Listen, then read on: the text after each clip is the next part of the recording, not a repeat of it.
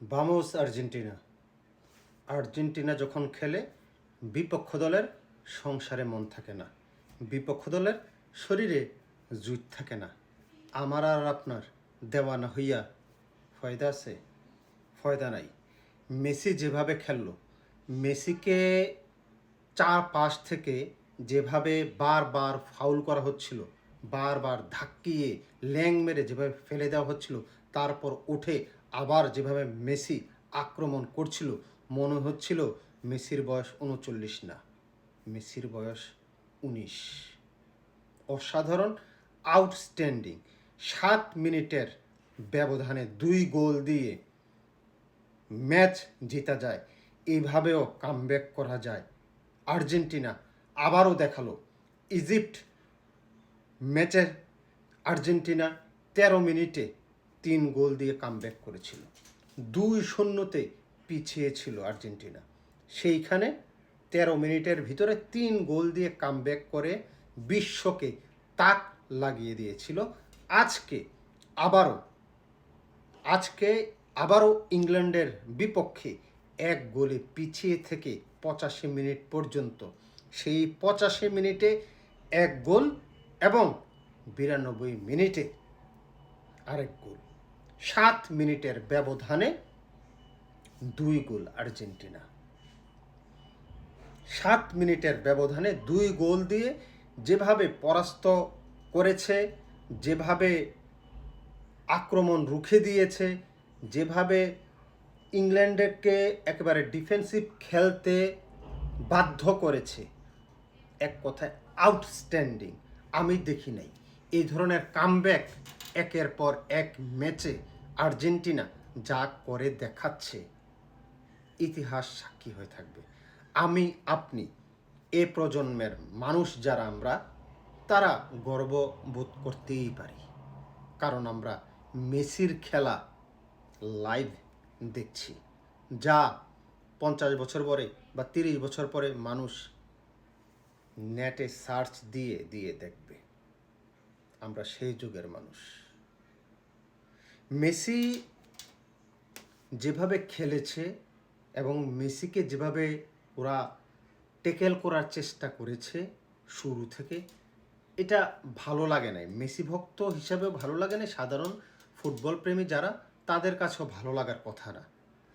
Messi কিছু বল নিয়ে ঢুকে যাচ্ছিল, একেবারে আক্রমণ করছিল ডি বক্সের ভিতরে, সেই জায়গায় মেসিকে ধাক্কা মেরে একেবারে জায়গায় দিচ্ছিল না, সাইডে দিচ্ছিল না, যেটা দেখতে আসলে খুব বেশি খারাপ লাগছিল যে এটা কোনো খেলা হলো, এটা তো হাডুডু খেলা না।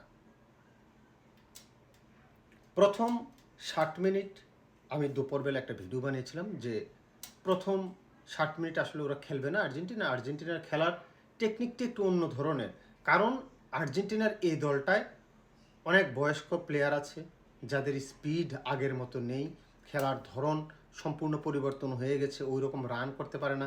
সুতরাং এই দল নিয়ে 90 মিনিট আপনি একটানা আক্রমণ করে টিকে থাকতে পারবেন না। যার কারণে আমি ভিডিওতে বলেছিলাম যে আর্জেন্টিনা টেকনিকটা করবে এমন যে 60 মিনিট 65 মিনিট পর্যন্ত ওরা কিছুটা ডিফেন্সিভ খেলবে, কিংবা ইংল্যান্ডের পায়ে বল দিয়ে দিবে যে তোমরা খেলো, খেলে খেলে টায়ার্ড হো, ক্লান্ত হো, আমরা গোল রক্ষা করব। সেইখান থেকে 2-1টা বল যখন মিস হবে ইংল্যান্ডের, সেইখান থেকে পাল্টা আক্রমণে আর্জেন্টিনা গোল করার ট্রাই করবে, এবং সেই কাজটাই কিন্তু করে আসছিল।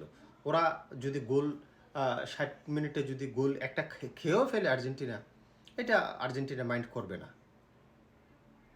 ঠিক সেই জিনিসটি আজকে হয়েছে।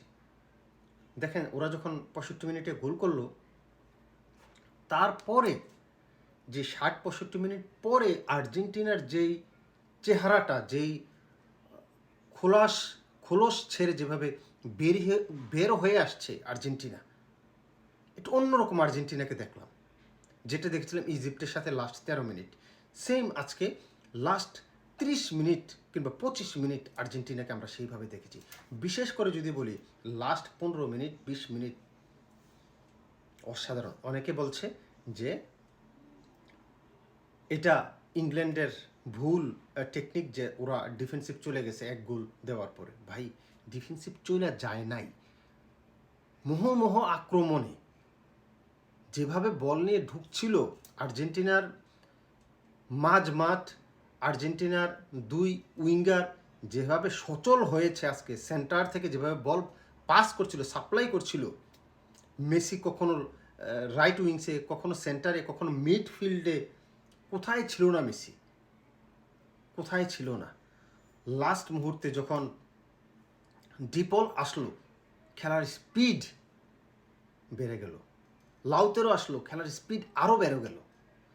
এক সাইড থেকে না, 4-5 থেকে যখন আক্রমণ হচ্ছিল, তখন বাধ্য হয়ে ইংল্যান্ড ডিফেন্সে চলে গিয়েছে।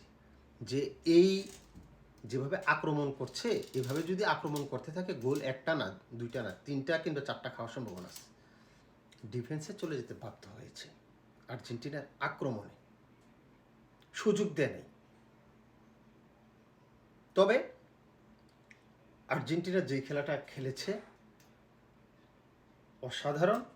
আর রেফারির কিছু সিদ্ধান্ত, যেগুলো আমি বলবো না যে কোনো দিকে রেফারি টানছে বা কোনো পক্ষপাতিত্ব হয়েছে, সেটা আমি বলবো না। তবে 50-50 কিছু ডিসিশন ইংল্যান্ডের পক্ষে গিয়েছে। 50-50 ছিল যেগুলা হ্যাঁ, আপনি ফাউল ধরতে পারেন, কার্ড আপনি দিতে পারেন না।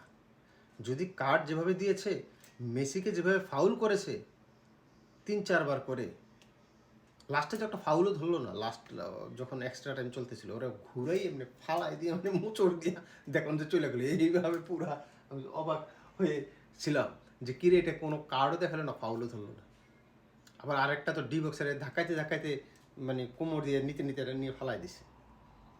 তো কিছু কিছু ডিসিশন আজকে রেফারির পক্ষপাতিত্ব আমি বলবো না, বাট 50-50 ডিসিশনগুলো ওদের পক্ষে গিয়েছে, আর্জেন্টিনার পক্ষে আসে নাই, কোনো কলই আসে নাই। অনেকেই আজকে এটা আমার সাথে হয়তো একমত হবেন, তবে আবার যারা ভুল ধরেন তারা তো ভুল ধরেন ভাই। আমরা খেললেও দোষ, আমরা গোল দিলেও দোষ, আমরা ফাউল করলেও দোষ, আমরা ফাউল খাইলেও দোষ, আমরা যেটা করি এটাই দোষ।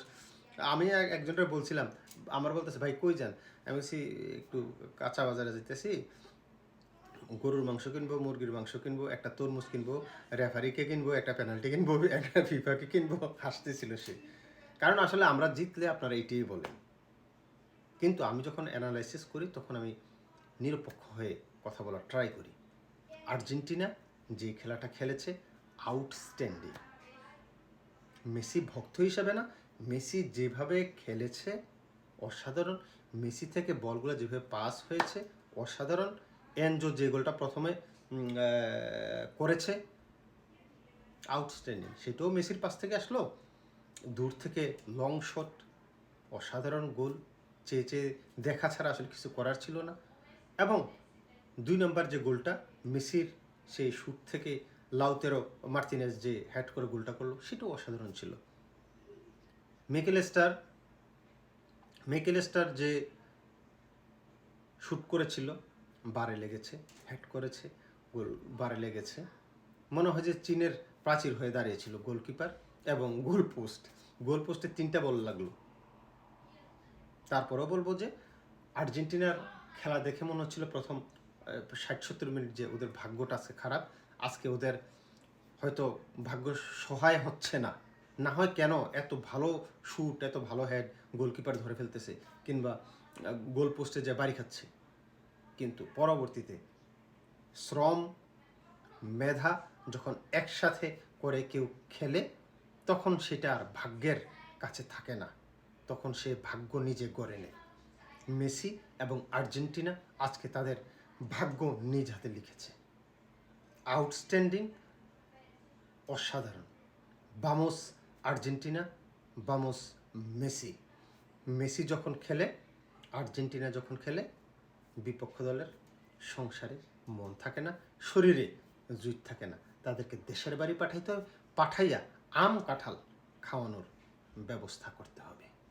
আমার আর আপনার দেওয়ানা হইয়া রাইট ফয়দা আছে।